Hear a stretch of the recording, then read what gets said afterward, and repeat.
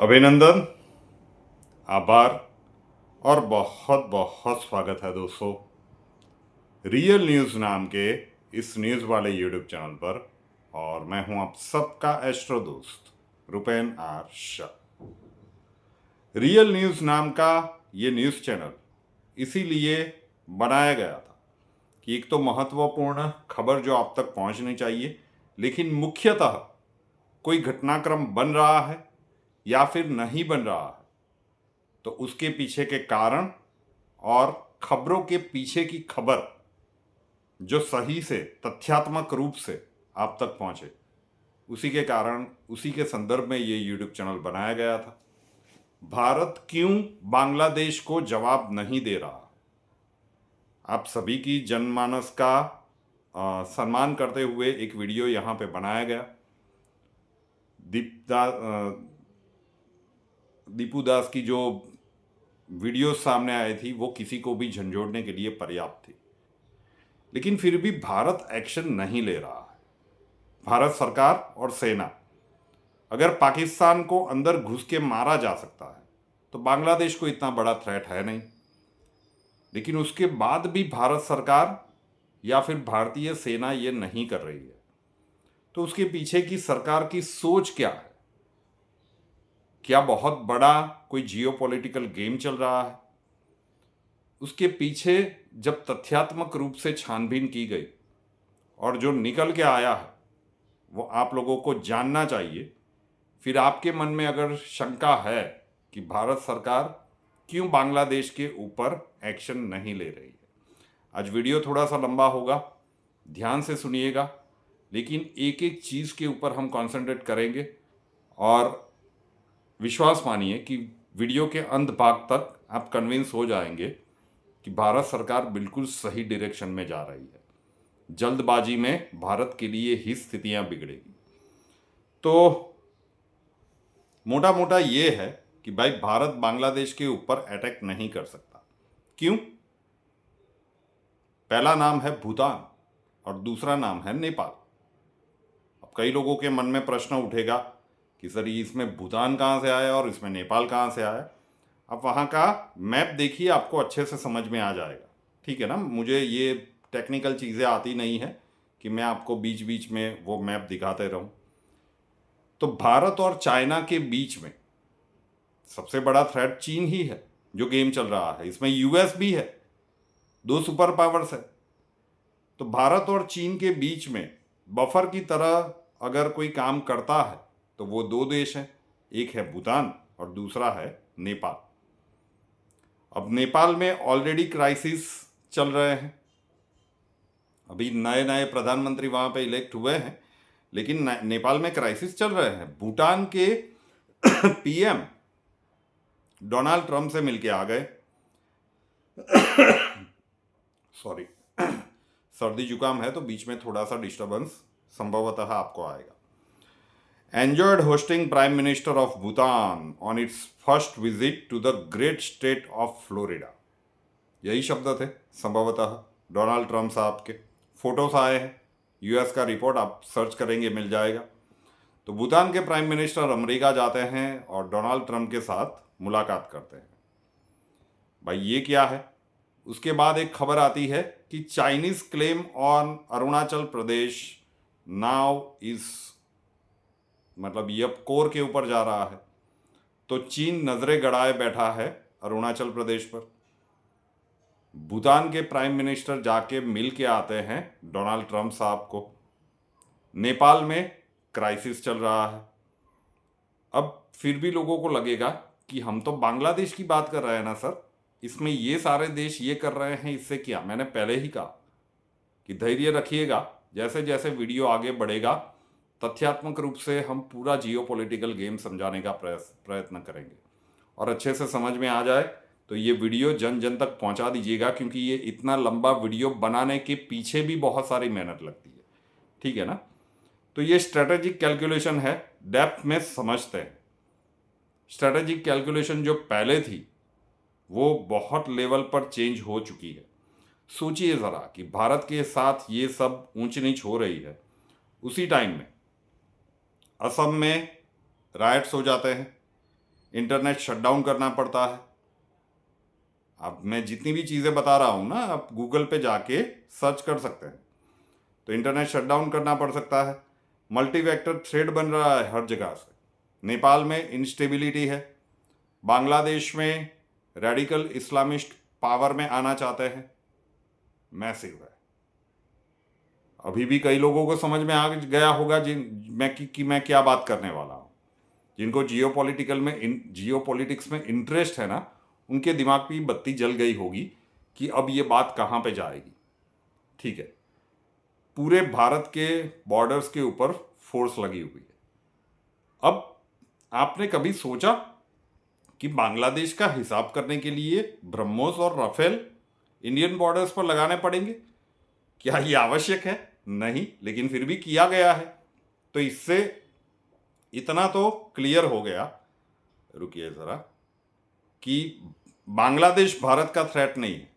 बांग्लादेश के नाम पर भारत को फंसाया जा रहा है, फंसाने का प्रयत्न किया जा रहा है। ठीक है ना? तो इंडिया अभी एक्शन नहीं ले रहा है। इसमें एक दूसरे कंट्री का नाम है Myanmar. Myanmar is not on a state of a normal sea. Map में जाके देखिएगा, ये सारे के सारे भारत के पड़ोसी देश हैं। तो कहीं भी नॉर्थ ईस्ट में चीज़ें नहीं चल रही है।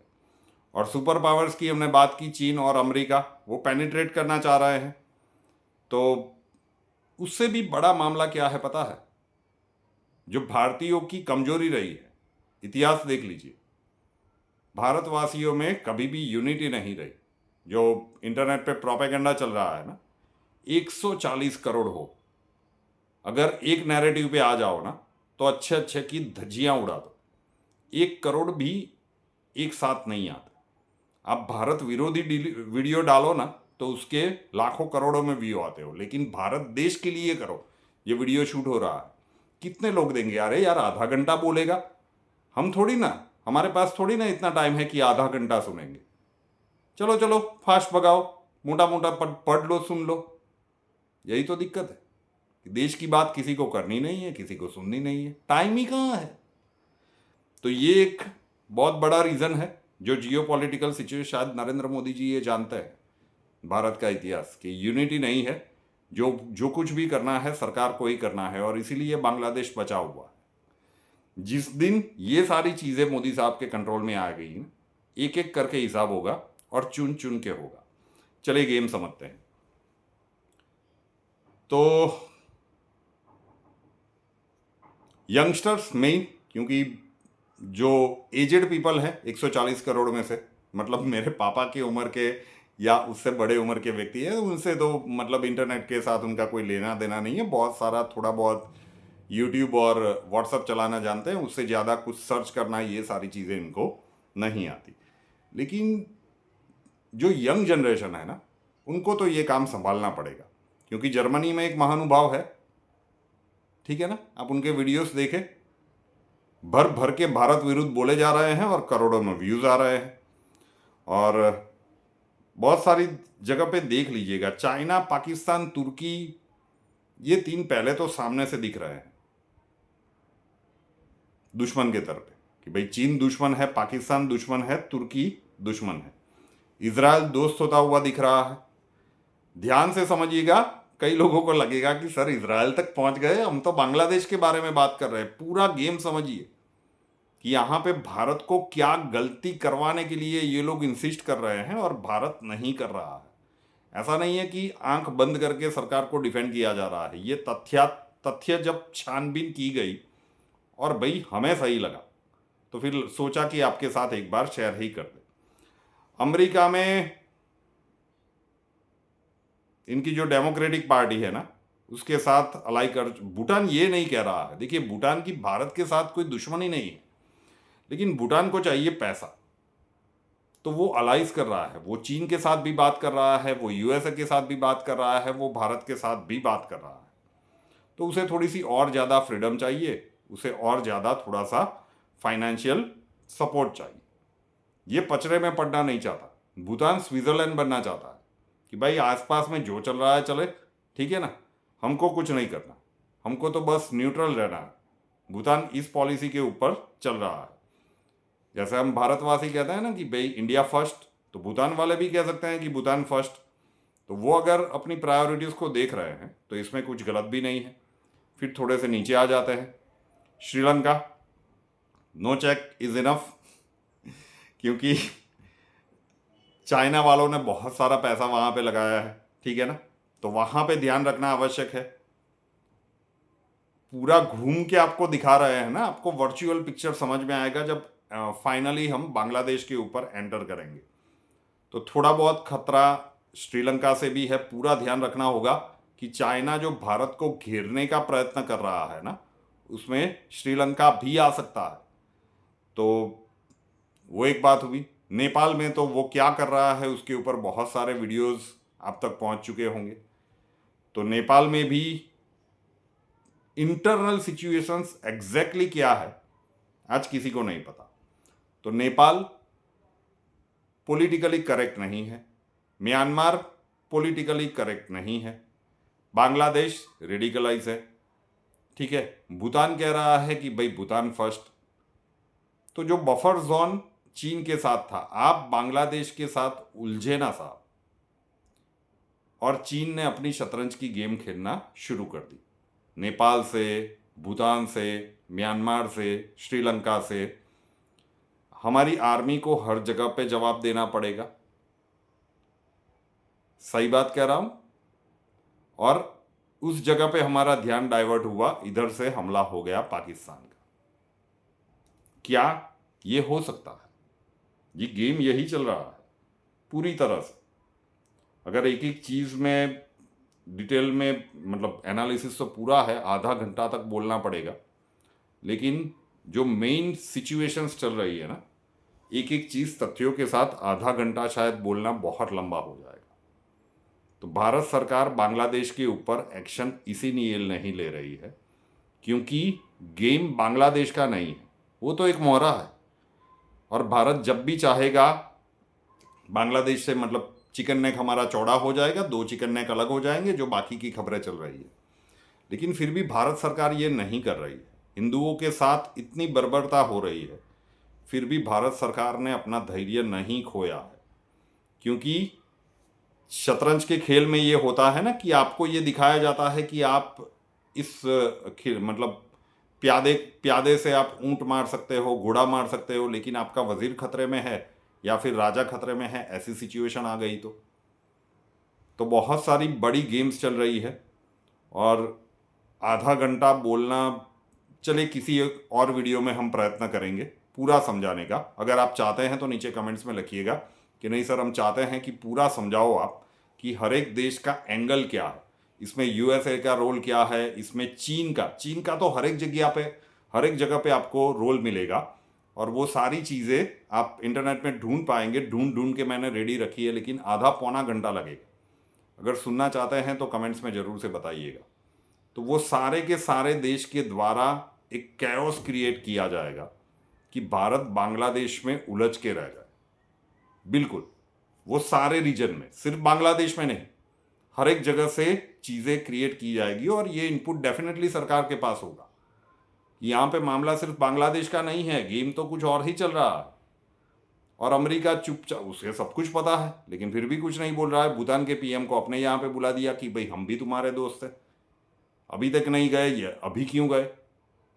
यूनुस जो कर रहा है, तो ये रेडियो साइलेंस बहुत कुछ कह रहा है। ये जो शैडो गेम चल रहा है ना, जो प्रथम दृष्टि नज़र नहीं आ रहा है, लेकिन बहुत बड़ी शतरंज की गेम चल रही है। जब तक वो गेम भारत सरकार सेट नहीं करेगी ना, भारत सरकार संभवतः जल्दबाजी बिल्कुल नहीं करेगी। रशिया ने यूक्रेन के ऊपर हमला कर दिया और वो युद्ध आज भी चल रहा है। तो भारत को उलझाने का जो प्रयास, और उस प्रॉपर रीजन में भारत उलझ गया, भारत की शक्ति थोड़ी सी डाइवर्ट हो गई। इधर से पाकिस्तान वालों ने हमला कर दिया, और चाहे जितना आप एसआईआर कर लो, ये जितने इलीगल घुसे हुए हैं ना, आप इनको पूरी तरह से बाहर निकाल नहीं पाओगे। तो इंटरनली कैओस करना, 3 फ्रंट, एक बांग्लादेश वाले फ्रंट में भारत को उलझा के रखो। चीन मेन प्लेयर है, अमेरिका सपोर्ट कर सकता है, पूरी तरह से भारत को उलझा के रखो, ठीक है ना। वहां पे शक्ति थोड़ी सी डाइवर्ट हुई, भारत के अंदर कैओस क्रिएट करो। वहां पे थोड़ी सी शक्ति डाइवर्ट हुई, दोनों जगह पे अभी पूरा ध्यान भारत के अंदर है और नॉर्थ ईस्ट पे है, और वेस्टर्न बॉर्डर से अटैक कर दो। ये पूरा प्लान चल रहा है। आधा पौना घंटा बोलना पड़ेगा अगर आप चाहते हैं तो पूर्णतः एक एक तथ्यों के ऊपर हम बात करेंगे। अदरवाइज मोटा मोटा वो पौने घंटे का जो लिटरेचर हमारे पास है उसका मामला यही निकल के आ रहा है, और उसी के कारण, उस शैडो गेम के कारण रेडियो साइलेंस है कि भारत अदरवाइज बांग्लादेश को सबक सिखाना हो तो शायद दूसरे दिन की भी वेट करने की आवश्यकता नहीं है भारत को। लेकिन सरकार को ये पूरी शतरंज वाली गेम समझ में आ रही है, और उसी के कारण सरकार धैर्य से पॉलिटिकली वो सारे अपने प्यादे सेट कर रही है कि सामने वाले ने गेम बिछा दिया, लेकिन हम अपना गेम सेट कर लेते हैं और फिर शुरू होगा हमारा खेल, अब हमारी बारी। लेकिन जब तक बारी नहीं आती तब तक भारत सरकार जियोपॉलिटिकल गेम में, क्योंकि इसमें पूरा नुकसान भारत का ही है, सिर्फ वहाँ पे बंगाल का नहीं है, नॉर्थ ईस्ट का नहीं है, पूरे भारत में कैओस होगा। और उसी के कारण भारत की सरकार रुकी हुई है, जहाँ तक जितनी समझ हमें है और जो तथ्यों को हमने छानबीन किया है। अगर चाहते हैं डिटेल में जानना तो ज़रूर से बताइएगा। एक दो दिनों में जैसे ही समय मिलेगा एक डिटेल वीडियो आप लोगों के लिए प्रस्तुत करने का प्रयत्न करेंगे। रियल न्यूज़ नाम के इस न्यूज़ चैनल को अभी तक सब्सक्राइब नहीं किया है तो कर लीजिए, साथ वाला बेल आइकॉन दबा दीजिए, और उसके बाद 3 ऑप्शंस आएंगे, ऑल के ऊपर क्लिक कर दीजिए ताकि हर नए वीडियो की नोटिफिकेशन आपको सबसे पहले मिलती रहे। नए वीडियो के साथ फिर मिलेंगे। जय हिंद।